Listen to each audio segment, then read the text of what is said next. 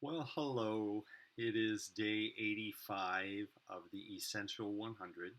And our scripture reading today is Colossians chapter 1, verses 1 through 26. And we have been in this quarantine, lockdown, whatever you want to call it, for too long. And we have been away from one another for a very long time. And I find here in Colossians chapter 1 a tremendous challenge for me, and I'm also going to share this challenge with you and give you, in a sense, a little bit of homework in order to do with Colossians chapter 1.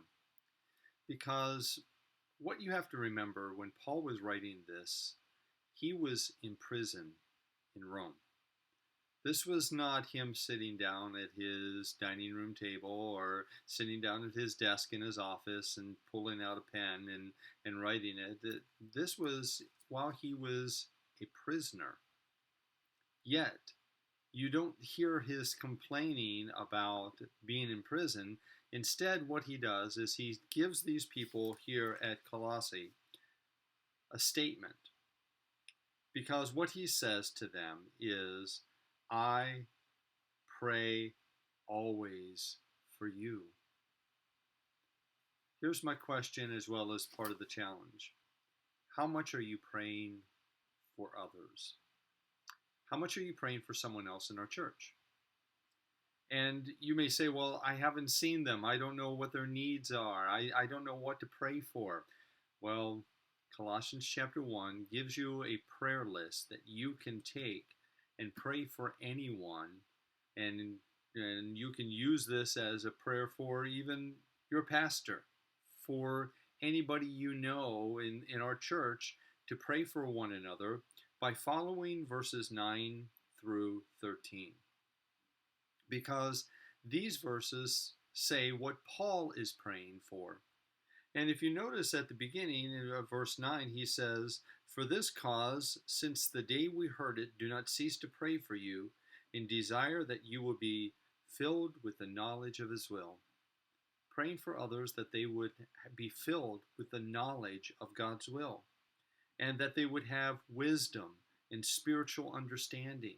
Pray for their spiritual wisdom, that they would understand the things of God.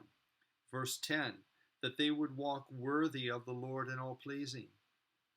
Then you also pray for them that they would be fruitful in what they do for others, in their good works, and that they would pray for them that they would increase their knowledge of God, that their spiritual strength would be with all might according to his glorious power, and then having all patience and long suffering with joyfulness, giving thanks for all things. Now, what I also find in this, that's the challenge for me, as well as the prayer for others, is it asks us the question that are praying, do I believe this? Am I holding to these truths? Am I able, in my condition, in my quarantine, in my, as Paul's imprisonment, are you praying for others the way Paul was praying for others? But do you also believe these truths? Are you seeking God's wisdom? Are you seeking his will? Are you praying that you would be good and encouraging to others, that you would be strengthened with his might?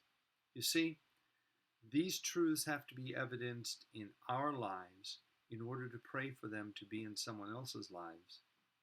Now, you could, of course, just go through this list and pray it, but if you really read Colossians chapter 1, Paul is going to give a very deep and clear presentation of the sovereignty and the holiness of Jesus Christ, that he is God.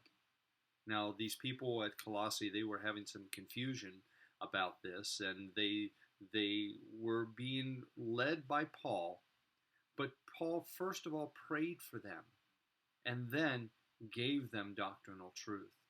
You see, we need to pray for one another. And then that God would open His Word and give them spiritual understanding and give the truth of who Jesus is, that they would draw closer to Him during this time. We have a tremendous opportunity. You have time to pray.